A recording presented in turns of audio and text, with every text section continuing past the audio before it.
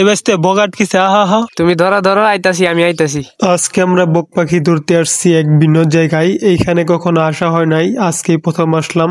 তো চলো দেখি এখানে বক পাখি ধরা যায় কিনা। জায়গাটা পরিচিত না, আগে দেখতে হবে কোন কোন জায়গায় বক আছে, আর আমাদের মাছও ধরতে হবে। আজকে আমাদের মাছও নেই। আজকে নিয়ে টানা 6 দিন ধরে বক পাখি ধরার চেষ্টা করে যাচ্ছি, কিন্তু প্রতিবারই আমরা ব্যর্থ হচ্ছি। তো যেমনি হোক আজকে আমরা বক পাখি ধরবো। এই ভিডিওতে বক পাখি ধরে দেখাবো ইনশাল্লাহ, তোমরা সাথে থাকো। এই যে জায়গাটা দেখতে পারছো, এটাকে ডোবা বলে থাকে। তো এটা আমাদের পরিচিত না, এটা অন্য এক এলাকায়। তো চলো, আমরা যেহেতু মাছ নিয়ে আসিনি, আমরা প্রথমে মাছটা ধরে নেই। ওরে বাবা, এখানে দেখছি অনেক পানি। ভাবছিলাম তো এখানে পানি কম, আসলো জায়গাটা পরিচিত না।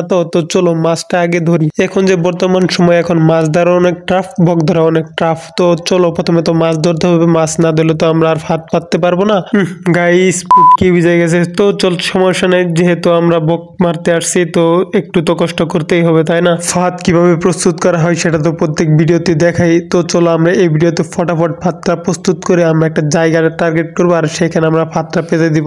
অনেকক্ষণ ভেবে দেখলাম ফাঁদটা কোথায় পাতা যাবে। তো আমাদের এই জায়গাটাই পছন্দ হলো, এখানে আমরা টার্গেট করলাম। এই জায়গাটায় আমরা এখন ফাঁদটা পাতিবো। আর আমরা এখন গাইস, আমরা যেহেতু 6 দিন ধরে চেষ্টা করছি, বক ধরতে পারছি না। আজকে নিয়ে হচ্ছে 7 দিন। তো আমরা ওই দিনকে ফাঁদটা পেতে বাড়িতে চলে গেছিলাম, সন্ধ্যা হয়ে গেছিল দেখে। তো আজকে সকালবেলা যাচ্ছি, দেখি আসলো কি আছে। যেহেতু আমরা সেখানে টার্গেট করে আসছি, আশা করি বকটা আটকে যাবে। তো চলো দেখি, যাওয়া যাক ফটাফট। আসলেও গাইস কি বলবো, লাক যদি খারাপ হয় তাহলে এমনই হওয়ার কথা। ফাঁদটা আমরা কালকে বিকেলে পাইতে রাখিয়ে গেছিলাম। তো আমরা এখানে অনেকক্ষণ ছিলাম, বকটা আটকে নাই, যার জন্য আমাদের বাসায় চলে যাইতে হয়েছে। সন্ধ্যার সময় তো আর এখানে থাকা যায় না। তো আজকে সকালে আসছি, আইসা দেখি বকটা আটকেছে ঠিকই, কিন্তু বকটা আর বেঁচে নেই, বকটা মারা গেছে। মনে হয় আমরা যাওয়ার কিছুক্ষণ পরই বকটা আটকে গেছে, আর তা না হলে যদি সকাল সকাল আটকে তো তাহলে মরার কথা না। চিন্তা করছেন, 7 দিন চেষ্টা করছি, 7 দিন চেষ্টা করার পরে একটা বক পাইছি, তা আবার সেইটা মারা গেছে। তো গাইস আসলে কিছু করার নাই, লাক খারাপ। তো সমস্যা নেই, আমরা নেক্সট ভিডিওতে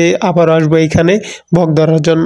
যেহেতু বকটা মারা গেছে, এটা দিয়ে তো আমাদের কোনো কাজে আসবে না। তো এটা আমরা ফেলে দেই, এখানে কুত্তা বিলাই যেই আসুক না কেন নিয়ে খেয়ে ফেলবো নি, আর না হলে এখানে থাকবে, তাতে আমাদের কোনো সমস্যা নেই।